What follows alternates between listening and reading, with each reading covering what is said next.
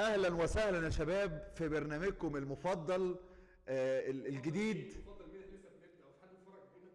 باشا يعني سيبنا اتكلم يا باشا، انا فاهم انا بقول ايه. ان شاء الله يبقى المفضل الفتره اللي جايه، هو بالنسبه لي المفضل الفتره اللي جايه يبقى بالنسبه للناس المفضل. عيد ولا؟ لا يا باشا تمام، انا ولا عيد ولا بتاع، مفيش مونتاج. مساء الفل يا جماعه. احنا في بول كاست. انا يعني ايا كان المسمى، كله يمشي يا شباب. طبعا دي اول حلقه من بول كاست، واحنا زي ما اتكلمنا قبل كده قلنا ان التشانل دي معموله عشان اقول رايي. يا جماعه اعتبروني بقى راجل عشوائي، راجل كويس، راجل وحش، كده كده السوشيال ميديا هي بلاعه، واعتبروني واحد من البلاعه برضو لو انت عايز تعتبرني كده. في الاخر انا ده رايي الشخصي، حضرتك مقتنع بيه، ده يعني في الاخر هي وجهه نظر يعني تحترم. مش مقتنع بيه خلاص، يعني كل واحد حر في رايه. هنتكلم هنا. انا بصراحه مش عاجبني اللي بيحصل عموما في كل حاجه. انا جاي اهزر وجاي اهلس هو اعتبره بقى هلس هزار، بس في الاخر هحاول وسط الهلس ده اقول حاجات مفيده. هو مش هلس بمعنى الهلس، انا مش اراجوز، بس برضو في حاجات مش عجباني، وشايف ان الناس في مصر يعني واخده الموضوع بجد قوي. ما اعرفش ايه، انا حاسس ان الناس واخده الدوري بجد، وواخده الناس اللي بتحلل بجد، وواخده اللي الاحداث دي بجد. صدقوني الحاجات الهزليه اللي هنقولها او الهلس اللي انا هقوله واقعي والله العظيم اكتر بكتير من الدوري والحاجات اللي احنا هنشوفها في الدوري. ندخل بقى. احنا ان شاء الله باذن الله في حاجات كتير جدا جدا هنتكلم فيها. الفقرات بتاعتنا برضو سريعا هما فقرتين، فقره هنتكلم بجد، وفقره بقى بتاعت الهلس اللي بعد كده هنروح لها ان شاء الله. ربنا يستر طبعا.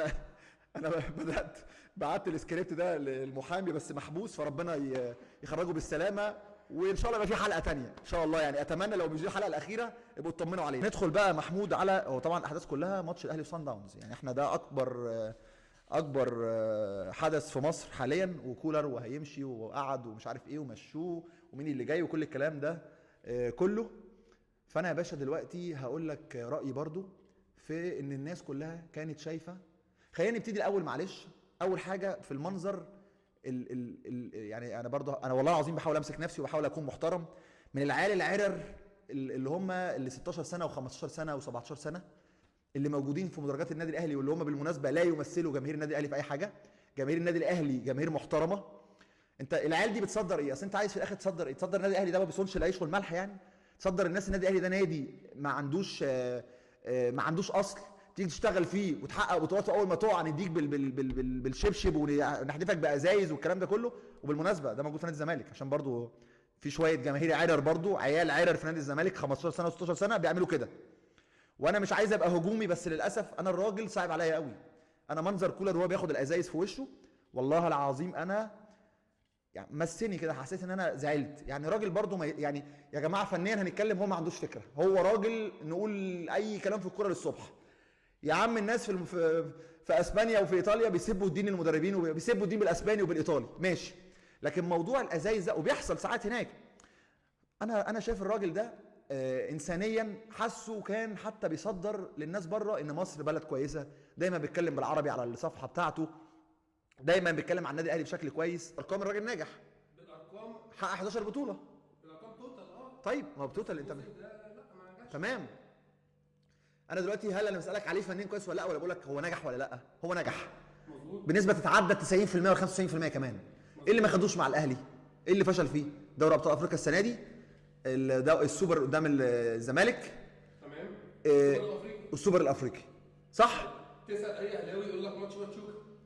تمام طيب تمام. هو ما حصلش مع موسيماني ومع فايلر ومع الناس دي كلها. حصل هو الموضوع مش الناس دي ما كانتش فوق النقد. طيب انا كل ده ما اتكلمتش على كولر فنيا، تعال بقى نتكلم فنيا. نتكلم. كولر فنيا كان وقلتها، وكله برضو انا بقول لك الكلام اللي بقوله الناس بترجع بيعملوا عليها كوميكس ويرجعوا يقولوه. كولر ما كانش بيمرن احسن فرقه في مصر. الاهلي اول ما مارسيل كولر جه كان فرقه عاديه جدا متواضعه، وكان الراجل قادر يمشي فرقه متواضعه واصل بيهم لكل حاجه، فكان يحسب للراجل. الراجل اتكشف لما بقى عنده بدايل، عنده اوبشنز كتيره، عنده خيارات. لان هو من النوع هو حافظ، مش هو راجل مش عارف انت يا محمود اللي هو زي ما قلت قبل كده، هو عامل زي الساعه السويسريه، هو مظبوط قوي. الكوره متعتها وحلاوتها في جنانها، لازم تتجنن، لازم تبتكر. ودايما مدرب النادي الاهلي محظوظ، لان انت ممكن تفتي وتمشي معاك ويقولوا ان انت عظيم. النادي الاهلي ما بيتهاجمش كتير، النادي الاهلي فرص النادي الاهلي يكسب، وطبعا هو رعب النادي الاهلي او النادي الاهلي. ايه اللي مقوي النادي الاهلي؟ الجمهور، الفانيلا الحمراء والجمهور. انت لو لبست زي ما قلنا قلعت بيراميدز اللبني ده اللون بتاعهم لبستهم احمر ونص جماهير الاهلي شجعوهم، والله العظيم هياخدوا كل حاجه، هياخدوا دوري وكاس وافريقيا كل حاجه. مظبوط صح. مظبوط. بالمناسبه انا فرحان ان بيراميدز عامه كملوا، وانا بس كان عندي مشكله معاهم صغيره، بحس ان المسؤولين بتوعهم مع انهم صحابي وبتاع، بس يحسوك ان هم ماسكين باريس سان جيرمان. يعني عايز اقول لهم يا جماعه اهدوا شويه علشان اتعاطف معاكم. انا كراجل اهلاوي انا تجربتهم تجربه هايله، بس كاشخاص يبان ان هم مستفزين او عايزين يستفزوا الاهلي او جايين مخصوص عشان الاهلي. يعني تحس ان هم جايين في منافسه ان احنا عايزين نثبت الاهلي. لا يا معلم، انت قدامك كتير قوي، انت نادي. وبالمناسبه عايز اقول لك على حاجه، انت القيمه التسويقيه بتاعتك 20 مليون دولار، انت اكتر من نادي الزمالك يا معلم. انت بتدفع فلوس بالهبل، فانت لو ما خدتش حاجه لا مؤاخذه انت بني ادم. انت في 5 سنين خدت بطوله واحده، كويس تمام. يعني ممكن اقول لك ان سموحه، انا خدت كاس مصر مع سموحه ولا مش فاكر خدنا وكنا ناخد دوري وما بنصرفش اللي انت بتصرفه ده ولا ربعه، تمام. وما عندناش جماهير بالمره، سموحه زيك بالظبط، بكلمك على فرق ما فيهاش جماهير خالص.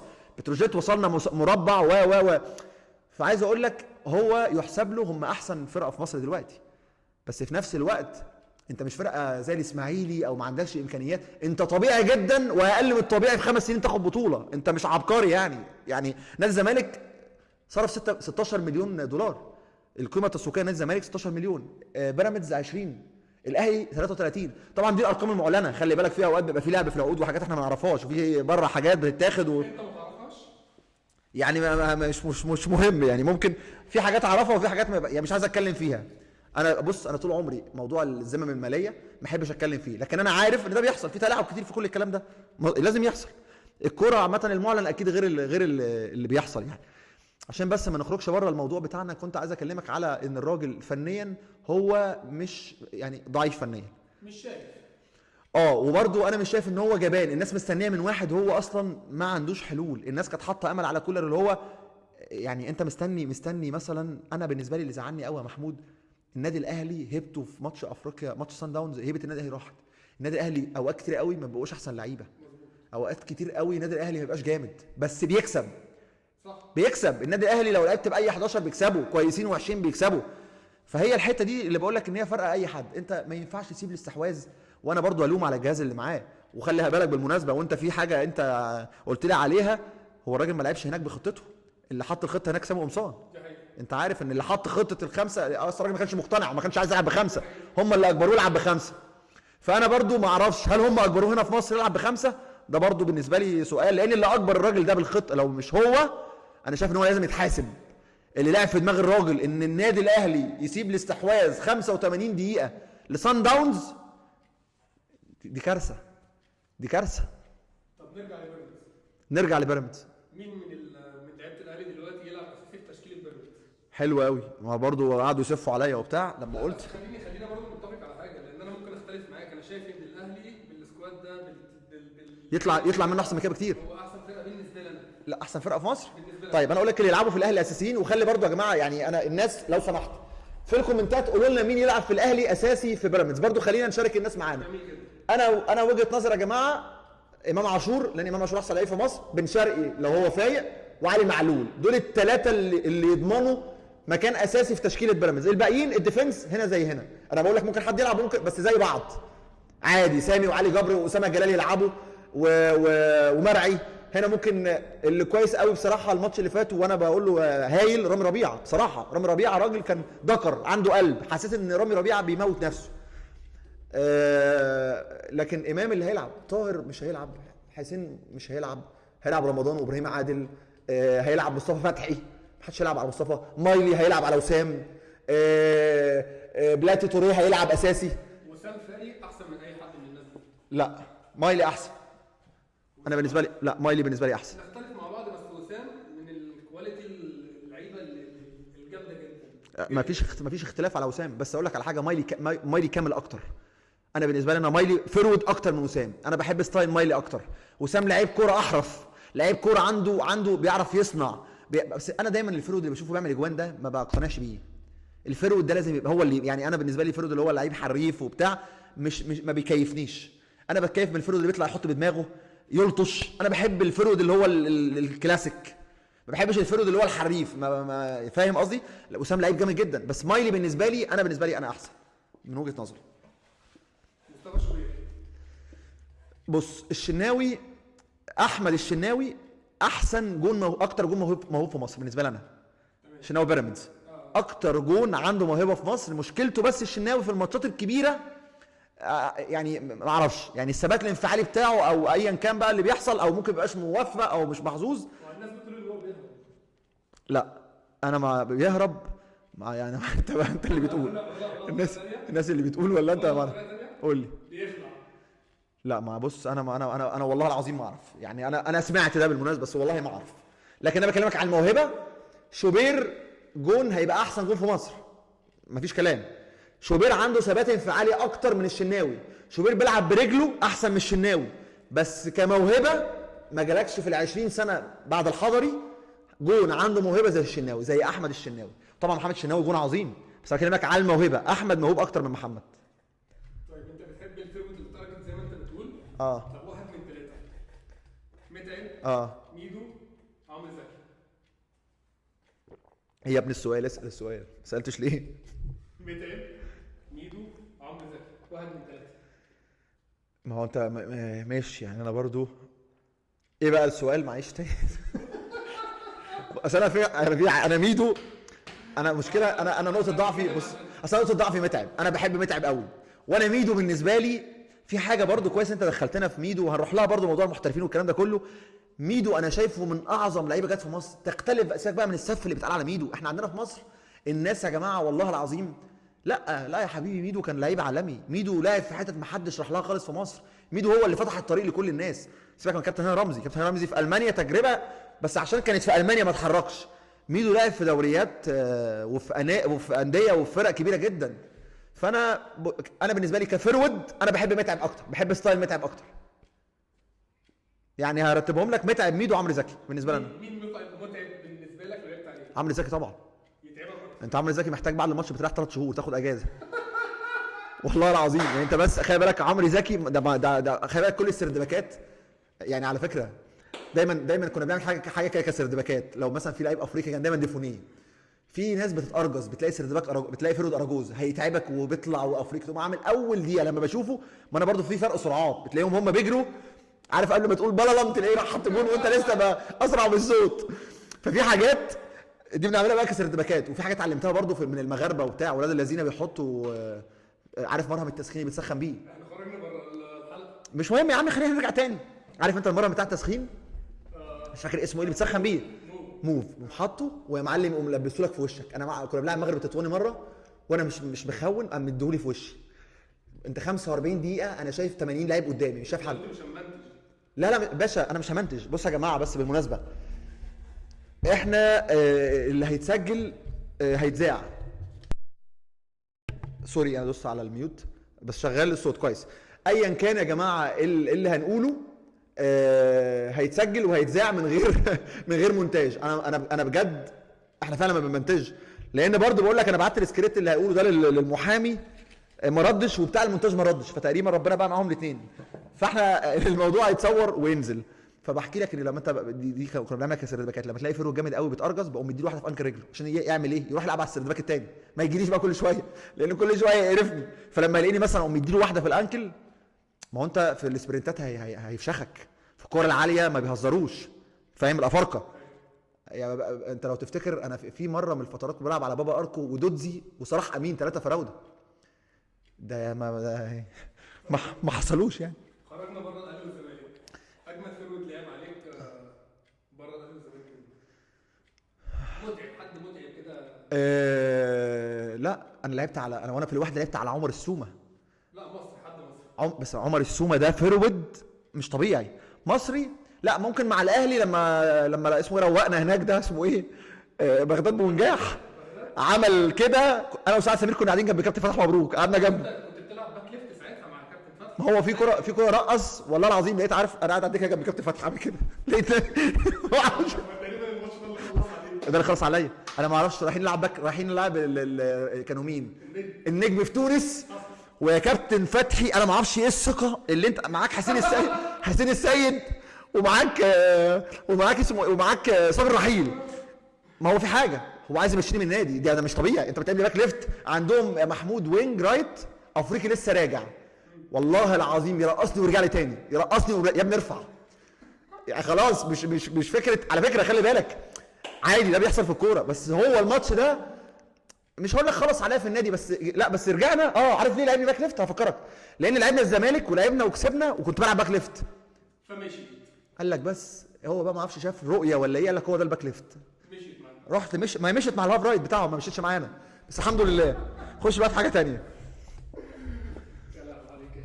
ادخل. انت كنا عايزين نتكلم على مين تاني؟ الفقره لسه الفقره اللي هي بتاعت الهلس اللي جايه، عايز تخش فيها؟ براحتك يعني، خلينا نتكلم براحتنا. طب اقول لك على شويه حاجات وقول لي رايك فيها ايه. يلا ايه رايك في الجهاز المؤقت بتاع النادي الاهلي اللي اتعين النهارده ده؟ بص، ما هو في حاجات محطوطه كده عشان تكمل. يعني كابتن عماد النحاس عشان يكمل، وكابتن عماد النحاس عنده عامه وجهه نظر في الكوره كويسه وتحترم، وانا بشوف ان هو مدرب كويس جدا، وما يمنعش ان هو ياخد تجربته. لو ما جابوش مدرب اجنبي ياخد فرصته، لان انا برجع واقول لك النادي الاهلي لو بمدرب مصري هيقدر يعمل اللي عمله كولر. النادي الاهلي لو هجيب مدرب اجنبي ما يجيبش مدرب اي كلام، تجيب مدرب جامد قوي يا ما تجيبش، خليك في المصري بالنسبه لي انا يعني. طيب جيت الجهاز كابتن محمد يوسف. والله انا ما اتعاملتش مع كابتن محمد. انا اخر فتره انا جيت مع كابتن محمد يوسف، جيت الاسبوع اول ما رحت النادي اللي كابتن محمد يوسف مشي فيه على طول، لما الاهلي كان. بالمناسبه كابتن محمد واخد دوري ابطال افريقيا مع الاهلي. طبعا وجيل الفتره دي ما كانش احسن حاجه. بس كابتن يوسف مش راجع فني، كابتن يوسف هيبقى مشرف او حاجه زي كابتن احمد رمضان، ملوش علاقه ملوش علاقه. وشوقي شخصيه، انا بحب شوقي قوي قوي قوي، وشخصيه فعلا قياديه، وشوقي من الناس اللي انت تحبه وتسمع كلامه، عنده الاثنين دول يعني. وانا كمان بحب كابتن محمد الصراحه. لا شوقي جميل، من اللعيبه المفضله بالنسبه لي. شوقي جميل. طيب رحيل كولر شايف ازاي؟ كان لازم يحصل، كان كده هيحصل. هو اتاخر شويه، بس انا برضو هرجع واقول لك الاداره كانت تعمل ايه. راجل يا عم وحش، راجل اوحش مدرب في الدنيا بس بيكسب، ما يعني موصل الاهلي لابعد حاجه في كل حاجه. فالاداره هتاخد قرار ان هي تمشيه وتدفع الرقم ده. هم اتزنقوا دلوقتي في الشرط الجزائي، مزنوقين فيه، بس كان لازم يمشي. فاهم قصدي؟ فانت برضو ما تقدرش تمشيه. انا ما بلومش على الاداره ان هي ما مشيتش الراجل اكتر بدري عن كده، لان كان صعب تمشيه وهو هتعمل هزه في الفرقه، والراجل مش ماشي وحش، مش ماشي كويس وفظيع، بس مش ماشي وحش. الشرط الجزائي اللي هو ب3 شهور؟ لا المليون بقى يا حبيبي، اللي هو السنه. سنه؟ دي في مشكله كبيره في النادي. 3 شهور؟ لا انا بقول لك سنه، وعلى مسؤوليتي الشخصيه وما ترجعش ورايا. سنه. كام طيب؟ اللي هم 3 مليون دولار. في شرط جزائي في عقد راجل 3 مليون دولار. يا ساتر. يا ساتر يا رب. طيب بالمناسبه بس انا عشان ساعات ده بيحصل لي، ساعتها مثلا اتكلم عن النادي الاهلي. مره اتكلمت مش فاكر قبل كده مع حد، فاتكلم مع كابتن خطيب القرار اللي هو الانسحاب، وقرار كارثه وبتاع. فدخل واحد قال لي انت بتتكلم على الاهلي، يلا انت بتعبد انت مش عارف ايه، انت بتعبد بقر ولا انت عبده الشياطين حاجه كده. انا عايز اقول لك كابتن، انا والله كابتن، انا ولا بعبد شياطين ولا اي حاجه، انا بقول رايي عادي. في ناس بتزعل قوي لما تقرب من كابتن خطيب. انا يا جماعه وقلت قبل كده انا بنتقد قرارات، والفقره اللي جايه اللي هي في السيفون ولا في الجون ولا في السيفون، انا ما عنديش مشاكل مع شخصيات. بص هو احنا الناس مش يعني كابتن خطيب مش فوق الانتقاد طبعا، بس احنا دايما كجمهور بنحب ندعم القرارات. طبعا يعني احنا دايما بنحب نقول ان اللي انتوا عاملينه ده احنا معاكم. طيب هو قرار الانسحاب ده ما ضيعش الدوري من الاهلي؟ غلط. بس بقى ده ما ده غلط، لكن في ناس ما بتفهمش، مصممه كأن مثلا هم عارفين النادي الاهلي ياخد ان مش هيتخصم النقط، ان مثلا لا الاهلي ما بيغلطش، لا قرار، لا يا جماعه، لا قرار مش مدروس، قرار مش مدروس. وعلى فكره يا معلم، انت مش جامد لما الاهلي يغلط او الرئيس بتاعك يغلط او ايا كان وتقول ده مش غلط. لا عادي جدا. وانا هنا لو الزمالك كويس اقول كويس، وعايز تقول لي انا راجل اهلاوي وبحب الاهلي، وفي نفس الوقت مش على فكره محمود، انا مش فكره ان انا بلعب على كل الجهات، بس انا بحب الكره الحلوه وما عنديش مشاكل مع اي حاجه في الكوره. هو اصلا يعني احنا يعني انا اتمنى ان الزمالك يرجع للمنافسه، لان الموضوع برضو من غير الزمالك مش احسن حاجه يعني. طب انت اتكلمت على اللعيبه بتاعت الاهلي. طيب انت شايف ان الجهاز اللي كان مع كولر كان يقدر يوصله للحته اللي هي بعيده خالص زي ما الجمهور بيتمنى؟ بص انا لا يعني انا برضو شايف ان الجهاز عليه دور في حاجات، ان الراجل كان بيغلط وبيعمل كوارث وباين قوي قوي قوي، وكان لازم ومن الواجب من الجهاز اللي معاه يقول له، ويمكن يكون بيقول له واحنا مش عارفين، خلي بالك، يمكن بياكلوا عيش زي ما احنا عارفين، ويمكن بياكلوا عيش زي ما انت ما انت عارف. انا ماليش دعوه برايي. لا انا كابتن سامي قمصان ده شخصيه بالمناسبه محترمه جدا جدا، بس انا موضوع ان هو ممكن، وعلى فكره ممكن يكون فعلا هو مش عايز، لان الاجانب في اجانب مره لو انت عملتها مره او اتنين بيقفش ان انت تتكلم في حاجه فنيه مش بتاعتك، كل واحد ليه دور، بس هو طبيعي ان المدرب العام برضه يبقى ليه دور. ده حصل على فكره الماتش اللي فات، شوقي قام اتكلم، شوقي طبعا قام اتكلم مع اللعيبه، كولر زعق. ما شفتهاش بجد؟ طبعا. انت كنت في هناك؟ لا ما شفتش، يعني زعق لشوقي. طيب رجعوا على الدكه. يبقى سامي قمصان عنده حق، خايف ان يتكلم. انا برضو عايز اسالك سؤال، انت لعبت في الاهلي، تقدر تقول لي ايه المقومات اللي بيختاروا عليها الجهاز المعاون لاي مدرب بيجي من بره، اي مدرب اجنبي؟ لا مفيش مقاومات، المقاومات ان هو واحد جه عليه الدور وخلاص، يعني ده دور كابتن سامي، بعد كده دور كابتن يوسف، بعد هي دور، يعني مقاومات مفيش مقاومات، كلهم اقول لك حاجه مع احترامي، ما احنا اتكلمنا فيها قبل كده، المدربين المصريين برضو كلهم قريبين من بعض، كلهم نفس الفكره، وبكل ادب وبكل احترام. انا وانا ضد ان انا اطلع اقول للناس اللي مع مش عارف ايه والناس اللي ما عندهاش، انا ضد ده خالص، لان انا كنت لعيب في مدربين شايفيني ما عنديش فكره، ما ممكن يطلعوا يقولوا انا ما عنديش فكره، فدي برضو ده تجريح. صح انا في مدربين شايفيني وحش، في ناس شايفه انا ما بعرفش العب، هل ده يقلل مني في حاجه؟ لا.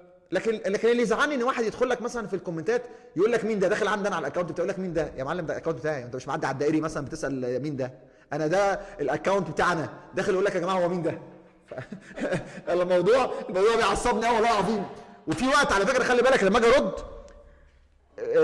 يشتمك، فانت برضو مش عايز تروح الحته دي، فيا جماعه نفهم يا جماعه، انا بقول لك يا باشا انا راجل عادي جدا في الكوره وبتاع وعلى قدي، وبقول لحضرتك وجهه نظري وبكل بساطه، وانت برضو يا معلم مش كريستيانو، انت مش واخد بالون دور مرتين، انت برضو عادي مشجع بتحب الكوره زيي، فنسمع بعض. والله العظيم انت الكاميرا بتاعتي، والله العظيم حضرتك رايك على راسي، وعمرك ما هتقول لي رايك وهتنطط عليك، وما احبش ابدا موضوع ان حد يعمل فيها جامد وهو الكوره هو اللي فاهم كل حاجه، لان حلاوه الكوره تحتمل. ما يمنعش ان في ناس من الجمهور بتفهم كوره احسن بكتير من اللي واقفين على الخط. مليون مره مليون مره، انا مش مليون مره بالظبط. بس اسمع مني بقى في حاجه صغيره، في مواقف لازم تكون حسيت بيها، يعني مثلا ما ينفعش واحد يجيب كتاب يقراه ازاي تصلح تكييف مثلا ويقوم ماسك التكييف بتاعه ومش عارف هو يعمله، انت دلوقتي واحد تاني شغال عمره ما اتعلم بس فك التكييف ده وشغال هو صنايعي،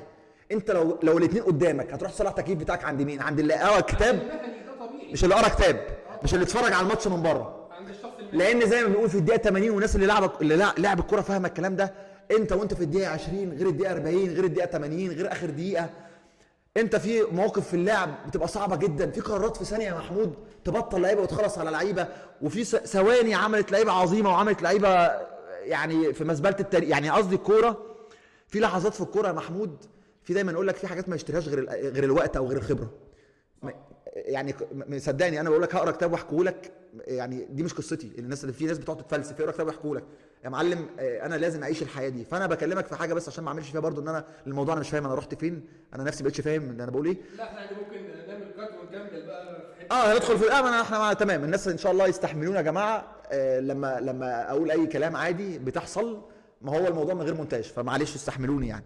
طب يلا عايز كنت هسألك اخر سؤالين ونبدا بقى اي فقره انت عايزها. ما الفقره اللي جايه في اللي ندخل عليها الثانيه بقى بتاعتنا. هسألك سؤالين. يلا. شايف قناه الاهلي عامله ازاي؟ لان انا كواحد من الجمهور ما استفدتش منها باي حاجه. الحمد لله. ما برتاحش اصلا وانا بتفرج عليها. طبعا كابتن يعني البرنامج بتاع كابتن شوبير بس هو اللي بحبه.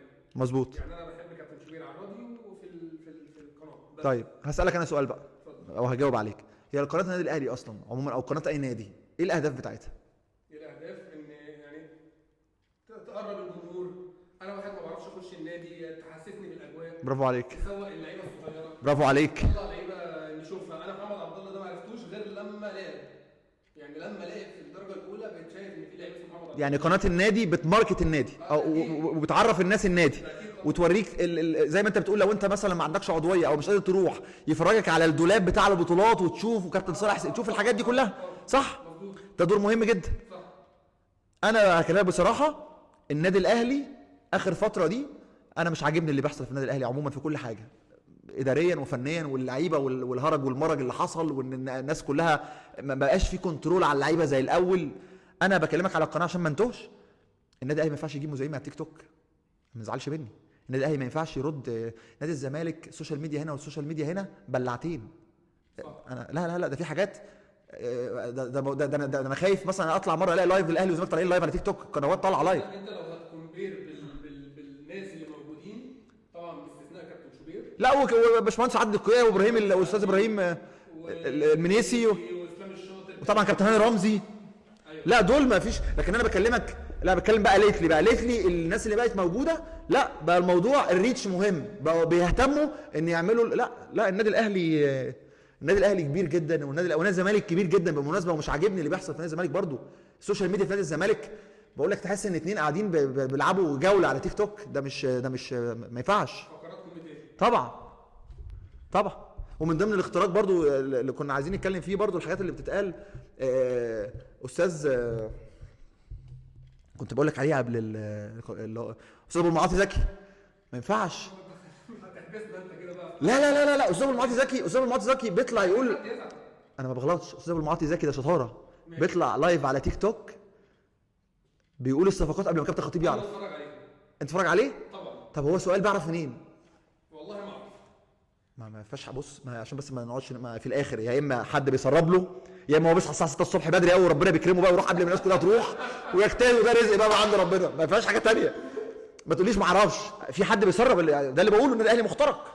او استاذ ابو المعاطي زكي عارف الصفقات قبل كابتن خطيب ازاي؟ قبل ما كابتن خطيب بيعرف استاذ ابو المعاطي بيعرف. استاذ ابو المعاطي قال لجنه الاهلي اللي جايه دي قبل ما الناس تعرف. بالمناسبه النهارده قال في اللايف بتاعه، عشان انا عارف بس ان انا بحب اتفرج عليه. ايوه. قال ان كابتن حسام الالي هو اللي رفض تواجد كارلوس كيروش في الجهاز الفني، هو اللي مش عايزه. يعني هو كابتن حسام قال له يعني؟ لا هو قال لك كان في اجتماع وهو وصف الاجتماع ده ان مش عايزين كيروش، ومن بعد الكلام اللي قاله ده كيروش بيعرف. طيب ما ده يثبت كلامي، هو استاذ ابو المعاطي بيعرف منين؟ كان عارف ولا هو حاطط كاميرا، حاطط حاجه في النادي، حاطط كاميرا ولا عامل ايه؟ ما انا بيعرف منين الكلام ده؟ وعلى فكره دي شطاره منه وتحسب له، بس ما ينفعش. النادي الاهلي عمر ما كان حد بيعرف حاجه غير لما النادي الاهلي بيطلع يقول، بعد كده الناس بتعرف. النادي الاهلي دلوقتي الناس بتقول الصفقات قبل ما الاهلي يعلن. صح. دي كارثه يا محمود. طب اخر حاجه عشان نخش بقى في فقره الهلس شويه، عشان انا حاسس بتكلم بجد.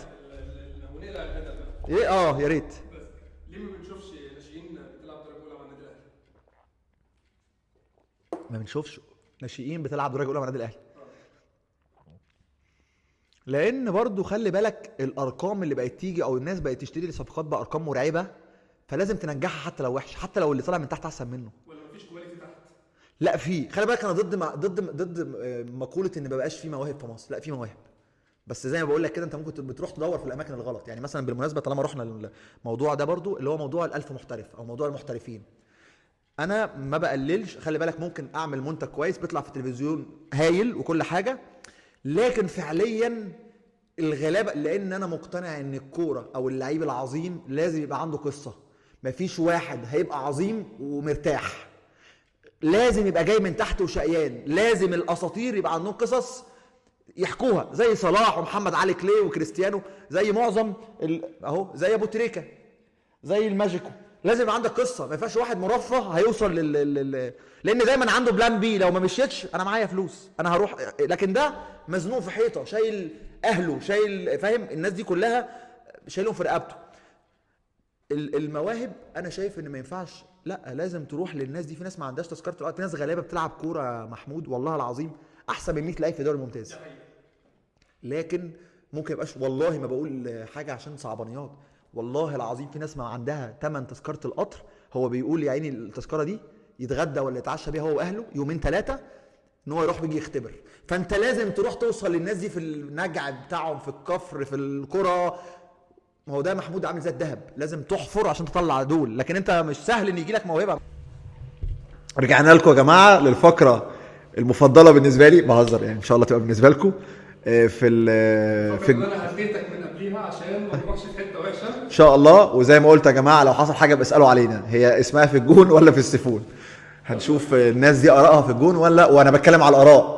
الناس دي كلها ناس يمكن ما اعرفهمش، بنعرف بعض بس من التلفزيون، ما تهندلش الدنيا ومش صحاب، مش بهندل، لا خالص، بقول بس في البدايه اللي في الاول اللي لازم تقال بس، وبنتقد ارائهم مش اشخاصهم. وممكن في نفس الحلقه يقول راي كويس يبقى في الجون، وراي كويس وراي وحش في السيفون. اتفضل يا بيه. ايه رايك في اللي بيعمله اسامه حسن مع جمهور الاهلي بعد كل ماتش بعد كل تعادل او خساره؟ انا بصراحه بكل من غير ما بص يعني، انا اراء معظم اراء 90% في السيفون الصراحه، شد على السيفون يعني 90%؟ او 9 لا 99% عشان ما اظلموش. 99% صعب جدا. لا اراءه بجد، اراءه ما بفهمهاش، واراءه هي اراء انا بشوف انها اراء مستفزه جدا. وبشوف انت حتى لو بتحب فرقتك مش بالاستفزاز، انت يعني انت ليه عايز توصل ان انت حامي حمى النادي؟ وانا بكره، مش بكره دي كلمه وحشه قوي، انا كمان ما بحبش اي حد من النادي الاهلي يقعد يزايد على النادي وحسك ان انا اللي بدافع عن النادي. لا يا معلم عادي، احنا بنلعب كوره وصباح الفل، واي حد معرض ان هو تتكلم عليه يعني. انا ساعات بحس ان اكل عيش ناس الكلام اللي انت بتقوله ده طبعا. هو ده اكل عيش. طبعا. هو طالع يعمل كده عشان الناس تتابعه. طبعا. برافو عليك. وفعلا الناس بقت بتتابعه والناس بتتفرج عليه. طيب يلا اللي بعده. هو احنا هنحط سيفون هنا او حاجه ولا انا مش فاكر كنا اتكلمنا بقى خلاص. مش لازم بقى خلاص. مش لازم. ماشي. يلا تصريحات كابتن رضا عن مدربين مصر كلهم والمدربين في العالم كلهم، وعن مرموش سبيشال كيس يعني. بس كابتن رضا هو قال انا اكبر هجاص في مصر، هو قال انا مدرب هجاص. فانا متهيألي دي برضه حاجات برضه يعني الحاجات الكويسه اللي هو قالها، ودي هبدا بيها، ان هو قال مدرب هجاص، وهو فعلا مع ان خلي بالك هو كمدرب كان عنده فكر. بس بقى ده اللي عايز اوصله له بجد. خليني اقول لكابتن رضا، كابتن رضا دي رساله وفكر فيها 3 ثواني. فكر ايه ممكن؟ انت راجل كان عندك فكر مع طنطا وكنت بتلعب من تحت وعايز تمسك كوره وتلعب كوره وكنت تقلد جوارديولا وما نجحتش. هل معناها ان انت بتفهمش؟ ان انت في اللالا لاند ان انت هجاص؟ انت قلت انت هجاص. هل معناها ان انت مدرب ابيض؟ اذا اكيد الاجابه هتقولي لا. اذا في مدربين ممكن يطبقوا حاجه وما ينجحوش، مش لازم يبقوا زي ما انت بتقول عليهم هجاصين بس. لكن كابتن رضا اراءه في الكوره غريبه جدا.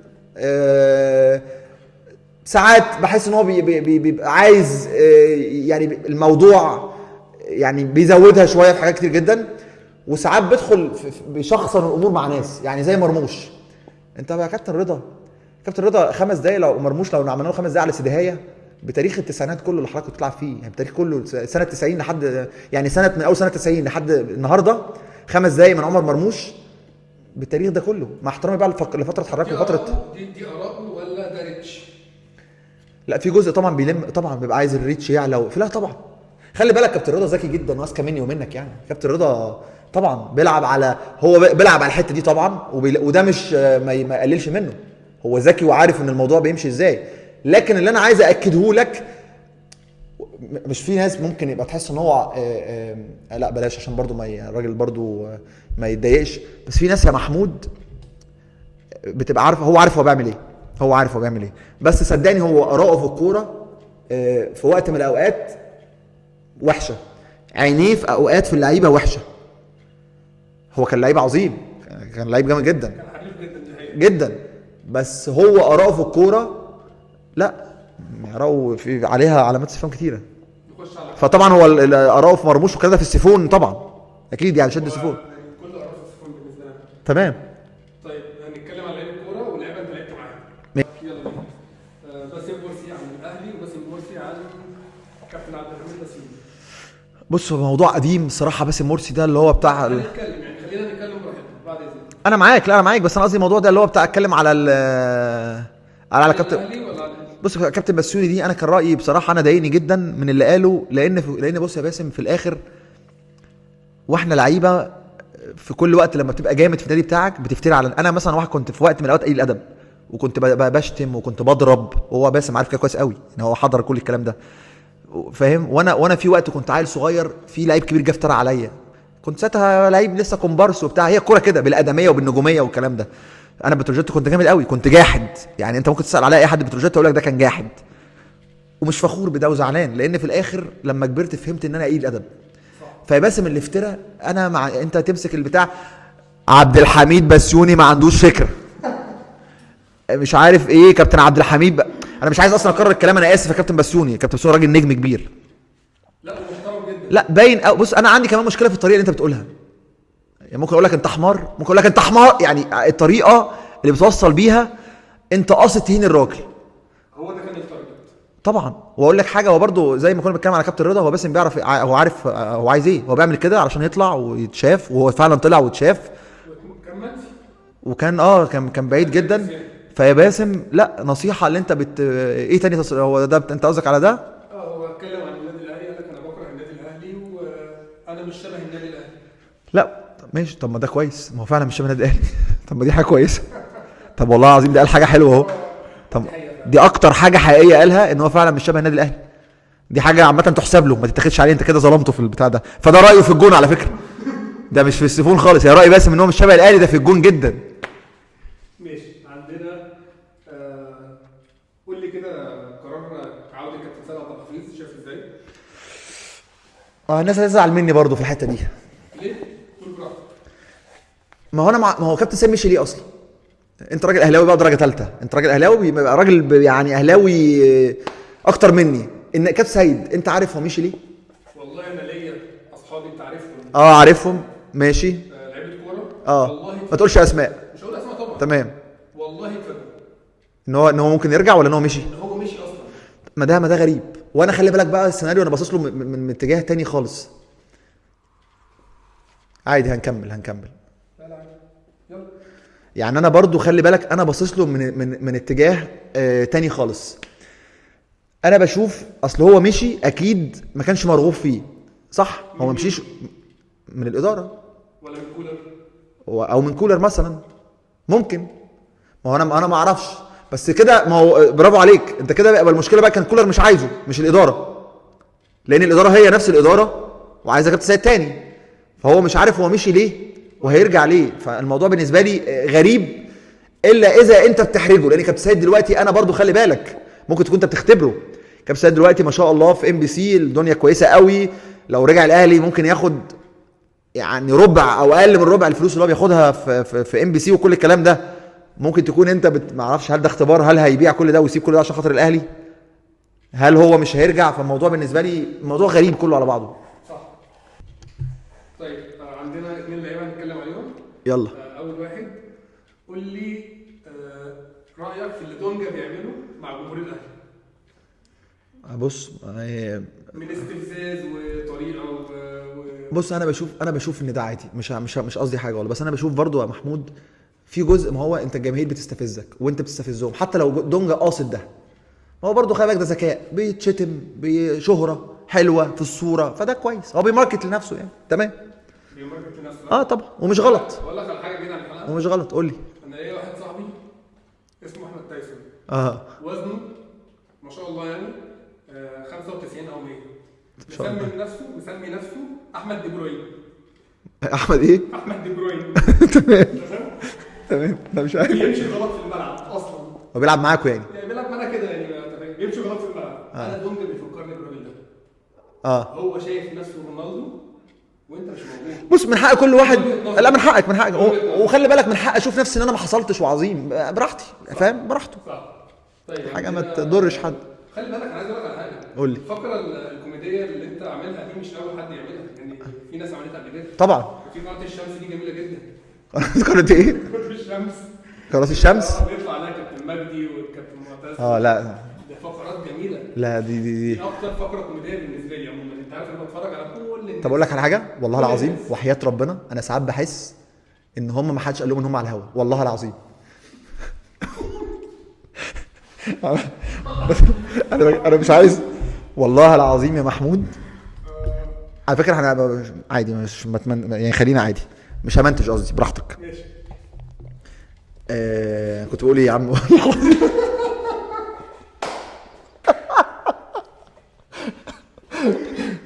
والله العظيم بحس ان المعد او المخرج او اللي هو في البرنامج بتاع قناه الشمس، يعني هم مثلا كابتن مجدي بيروحوا يقعدوا والناس ما بتروحش، وبين هم بيصوروا ما حدش بيقول لهم ستوب، ما حدش بيقول لهم يلا، فهم يا عيني. انا حاسس ان هم مظلومين في الموضوع ده. انا بحب كابتن مجدي، دمه خفيف. كابتن مجدي عبد الغني بموت فيه، بس انا بجد انا محتاج حد يقول لهم يا جماعه انتوا على الهوا. هم ما بيبقوش عارفين، انا بحس ان هم مش واخدين بالهم ان هم على الهوا، لكن انا كابتن مجدي بموت فيه، واينو حبيبي. انا اسامه حسن ما اعرفوش، ما نعرفش بعض يعني، طبعا هو اكبر مني سنا وكان بيلعب قبلي، بس بصراحه هي يعني ارائهم ساعات والله مش ساعات انا ما بفهمهاش كلها، بس تمام يعني تمام. انا شايف ان احنا نختم. يلا بس قبل ما نختم عايز اسالك على حاجه. ابو تريكه سريعا. ده احسن ختام. انا بحب المسك. بص انا هقول لك على حاجه الناس ما تعرفهاش، ودي حاجه عمري ما قلتها في حاجه وما كنتش عايز اقولها يعني بس احنا يعني طالما اتكلمت على ابو تريكه فخلاص. انا طلعت في بودكاست اتكلمت على ابو تريكه 3-4 دقايق كده والموضوع راح يعني الناس كلها شافته وانتشرت قوي الجزء ده يعني. واتكلمت على ابو تريكه كشخص وكلاعب كوره. انا بالنسبه لي ابو تريكه زي ما قلت لك ما جاش زيه، انا شايفه دايما عم الناس يعني، شايفه هو احسن واحد. والله العظيم يا محمود كنا في رمضان انا فاكر كويس كنا في رمضان في اخر ايام رمضان تقريبا، لقيت مسج ابو تريكه. انا مش هنسى اليوم ده يعني، انا بجد مش ناسيها. لقيت كابتن ابو تريكه باعت لي شريف شكرا يا عم شريف ومش عارف ايه. شكرا ايه؟ انا اصلا ابو تريكه شكرا على ايه؟ وبعدين انا المسج دي يا محمود والله العظيم من اكتر حاجات حلوه بسطتني في يعني فاهم في حياتي. اتبسطت. ابو تريكه يا معلم فاهم، انت بتتكلم في حاجه ما بتحصلش كتير، كل 50-60 سنه او هيجي لك ابو تريكه، ممكن ما يجيش. ومش بس في الكوره كشخص. فانا فرحت قوي قوي قوي وما كنتش عايز اتكلم في الموضوع ده يعني مش موضوع يعني للناس، هو ليا حاجه كبيره قوي بس ما يفرقش مع الناس او ما يخصش الناس. لكن بمناسبه انت اتكلمت على ابو تريكه انا بحب الراجل ده جدا جدا. واحلى حاجه عملتها ان انت يعني اتكلمت على ابو تريكه الصراحه في اخر، بلاش بقى حاجه تانية بعد ابو تريكه. يلا خلاص كده بس خلينا في اخر حاجه. انا الفقره اللي جايه بتاعت الاسبوع اللي جاي عايز الناس تيجي تقول لنا بس. كويس برافو عليك يا جماعه والنبي يا جماعه، لو ربنا كرمنا ان شاء الله وبقى لينا عمر وطلعنا الاسبوع اللي جاي ان شاء الله وكملنا يعني محتاج شفتونا لحد دلوقتي اصلا يعني وشفتونا محتاجين ان انتوا تشاركونا في موضوع. اول حاجه فقره في الجون ولا في السيفون، محتاجين ان انتوا تقولوا لنا رشحوا لنا ناس، رشحوا لنا اراء نعلق عليها ونتكلم عليها يعني. اي حد فيه راي بالنسبه له راي غريب تقول لنا في الكومنتات واحنا نعلق عليه. واي حاجه او تجاوز انا غلطت في حق حد ما اخدتش بالي انا اسف، لو هو فعلا يعني يستاهل ده. سلام يا شباب.